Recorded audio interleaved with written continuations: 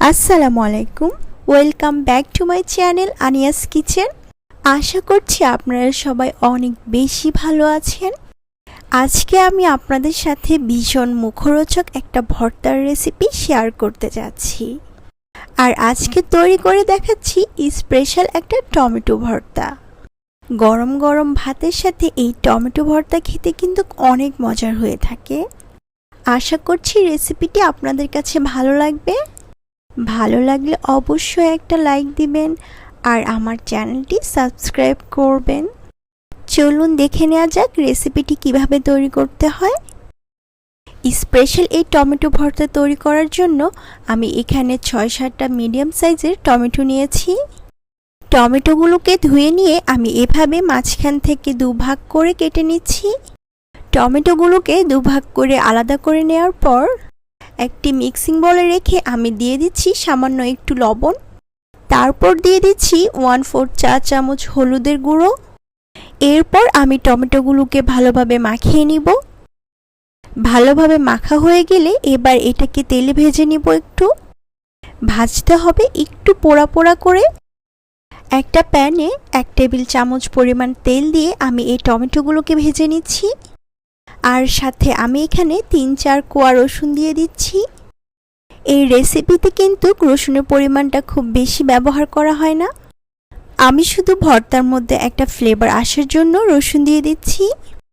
এখানে টমেটোটাই হচ্ছে মেন উপকরণ, তো সব কিছুকে আমি এখানে উল্টে পাল্টে নিচ্ছি।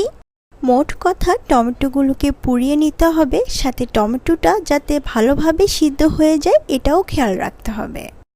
এই প্রসেসটা ঢাকনা দিয়ে করাই ভালো, তাই আমি অল্প কিছুক্ষণ ঢাকনা দিয়ে দিচ্ছি। ঢাকনাটা খুলে নেওয়ার পর দেখতেই পাচ্ছেন যথেষ্ট পানি বের হচ্ছিল। আমি ঢাকনা দিয়ে রাখাই পানিগুলো শুকিয়ে গিয়েছে। টমেটোটা যখন পুরোপুরি সিদ্ধ হয়ে গিয়েছে, সবগুলো টমেটো আমি আলাদা একটা প্লেটে রেখে কিছুক্ষণ ঠান্ডা করে নিচ্ছি। এই ভর্তাটিতে কিন্তু আমি টমেটোটাকে অর্ধেক করে তেলে ভেজে একটু পুড়িয়ে নিয়েছি, যাতে করে টমেটোর মধ্যে একটা পোড়া পোড়া ফ্লেভার আসে।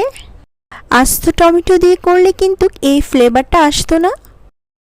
তারপর ঠান্ডা হয়ে গেলে আমি এই টমেটোটা থেকে ঠিক উপরে যে ছিলকাগুলো আছে ওগুলো এভাবে উঠিয়ে নিচ্ছি, আর মাথার যে অংশটা সেটাও ফেলে দিচ্ছি।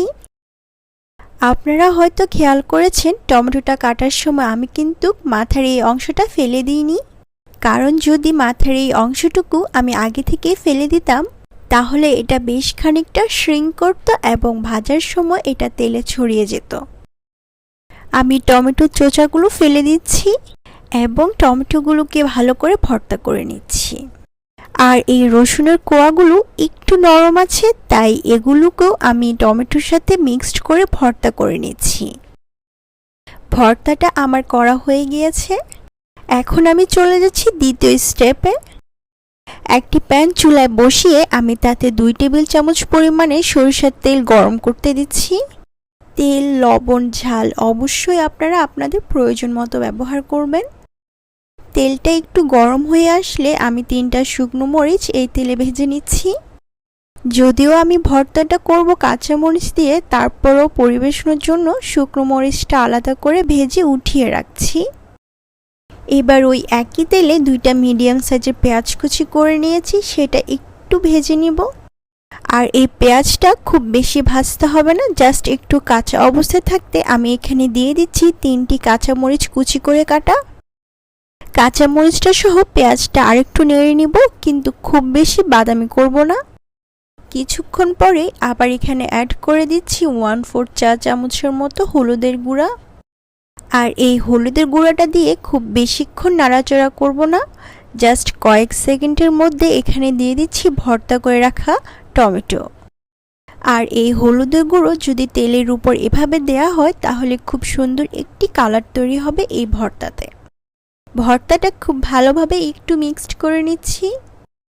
পানিটা একটু টেনে আসলে এখানে দিয়ে দিচ্ছি 2 টেবিল চামচ পরিমাণে ধনেপাতা কুচি। আর স্বাদ বাড়াতে আমি এখানে অ্যাড করছি 1/2 চা চামচ পরিমাণে ভাজা জিরের গুঁড়া। ভাজা জিরে গুঁড়োটা অবশ্যই এখানে ব্যবহার করতে হবে, এটাই কিন্তু স্বাদের ডিফারেন্সটা নিয়ে আসবে। এই টমেটো ভর্তার বিশেষত্ব হলো এই টমেটো ভর্তা অনেকক্ষণ পর্যন্ত ভালো থাকে এবং এতে কাঁচা পেঁয়াজেরও গন্ধ থাকে না, আর তাই এটি অনেকক্ষণ পর্যন্ত ভালো থাকে। তবে কিন্তু আপনারা চাইলে কাঁচা পেঁয়াজ দিয়েও এই ভর্তাটা করে নিতে পারেন। পানিটা একটু শুকিয়ে আসবে আর ভর্তাটা একটু নরম নরম থাকতে ঠিক তখনই চলে যাচ্ছি গরম গরম পরিবেশনে। ভর্তাটা আমার পরিবেশনের জন্য এখন একদমই রেডি। ভর্তাটা পরিবেশন করতে পারেন গরম গরম সাদা ভাতের সাথে। বাসায় এই টমেটো ভর্তাটি তৈরি করে অবশ্যই জানাবেন কেমন লাগলো।